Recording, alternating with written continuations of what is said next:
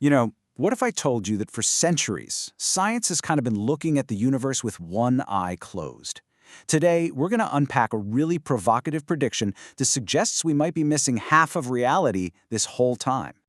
So, this is it. This is the quote that kicks this whole thing off, and it's attributed to the one and only Nikola Tesla. Just think about that for a second. A single decade of progress being greater than all of history combined. I mean, that's a huge claim.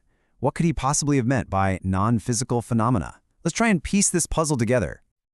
Okay, so to really get what Tesla was getting at, we first have to talk about what he was pointing away from, the world that science already knows like the back of its hand. Let's call this part one, the world we know. So, physical phenomena. What's that? Well, it's pretty much everything you learned in science class. It's the tangible, measurable stuff of the universe.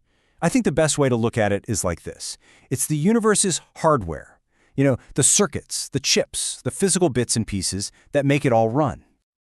Yeah, we're talking about the classics, right? An apple falling because of gravity, water turning to ice, chemicals bubbling away in a beaker, even the little electrical signals zapping around in our brains.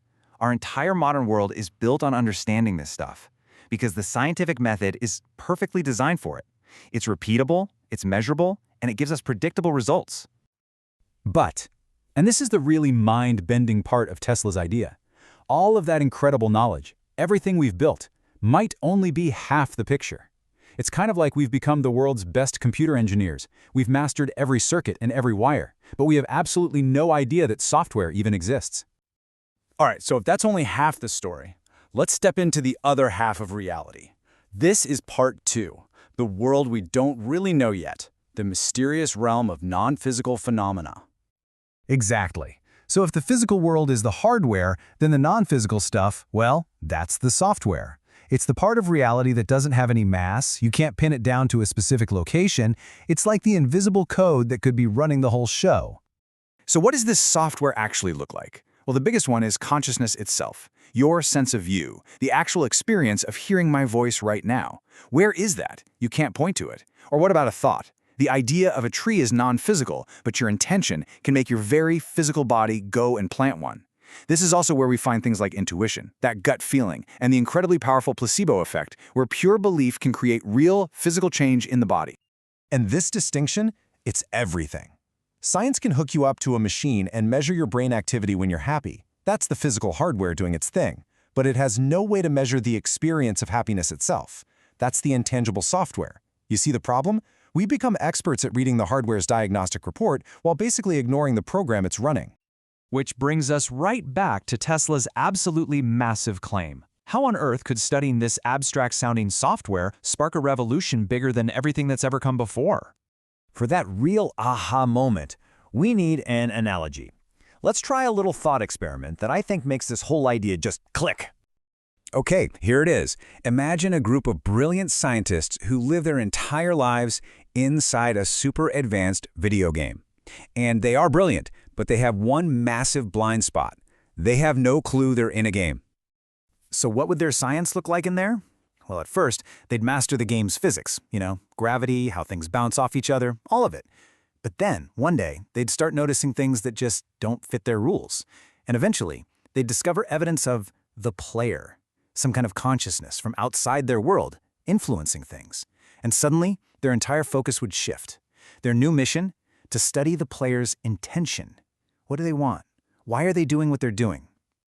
And here's the key. For those scientists, discovering the player would be a breakthrough way bigger than discovering some new law of physics. And why is that?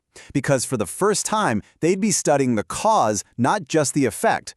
They wouldn't just be looking at the pixels on the screen anymore, they'd be trying to understand the person holding the controller. And that, right there, is the core of what Tesla was getting at. This isn't just some fun little mind game. It points directly to what might be science's next great challenge, and why it matters so much. I mean, if consciousness can genuinely influence physical reality, just imagine the breakthroughs. Truly harnessing the mind's power to heal. Developing technologies that respond not to a touch, but to pure intention.